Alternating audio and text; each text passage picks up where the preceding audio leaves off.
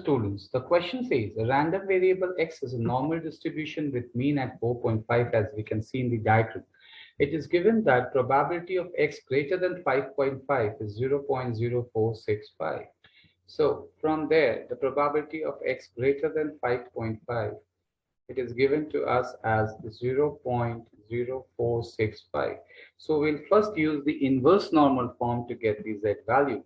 That means we are finding P inverse of 0.0465 and look for the respective z value against the given probability value in the normal table.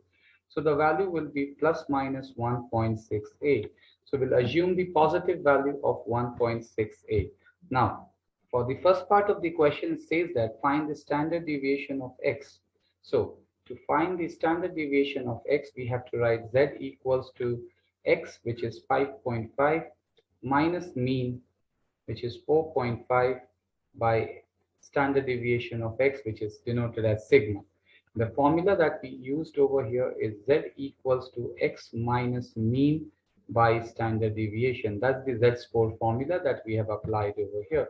So the z-score we already calculated is 1.68, and if it's 5.5 minus 4.5 divided by sigma, so the value of sigma that we got for this is 0.595. That's the answer for the first part of the question. Now moving on to the second part of the question, says that find the probability that a random observation x lies between 3.8 and 4.8. So to answer the second part of the question, we'll first find the z1 score. So the value of x is given as 3.8.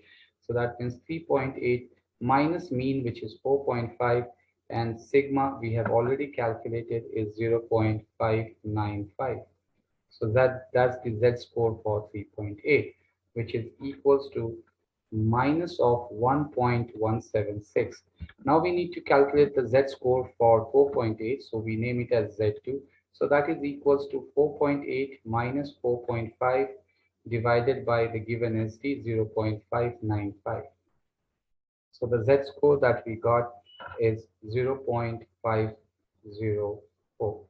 So these two are the z-scores that we got. Now we'll go to the normal distribution table to find out the probability. So the value of the probability will be the probability value for 0.504 minus the probability value for minus of 1.176. So the final answer that we look into the normal table for these two probability values is 0.573. That's the final answer for part 2. Thank you, students.